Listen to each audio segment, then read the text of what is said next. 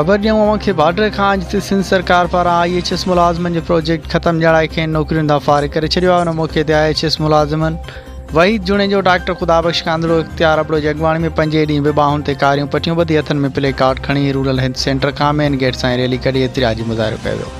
एतिराजी मुज़ाहिरे में doctor ख़ुदाबख्श कांदड़ो, doctor Mumtaz Soomro, इख्तियार अली अबड़ो, नाज़िया पंवर, मुसरत नाज़, ज़ाहिद दिलवर, वहीद जुणे जो ॿियनि मुलाज़िमनि वॾे अंग में शिरकत कई। मौक़े ते मीडिया सां ॻाल्हाईंदे चयो त सिंध हुकूमत सिहत खाते में IHS प्रोजेक्ट ख़त्म करे 4000 माण्हुनि खे बेरोज़गारी जी बाहि में फिटो कयो आहे। हिन चयो त पहिरियां ई सिंध में बुख ऐं बदहाली वारी सूरत हाल आहे। बहितर बेरोज़गारी करे IHS मुलाज़िमनि समेत संदनि घर भातियुनि खे फाका कशी कढण ते मजबूर कयो पियो वञे।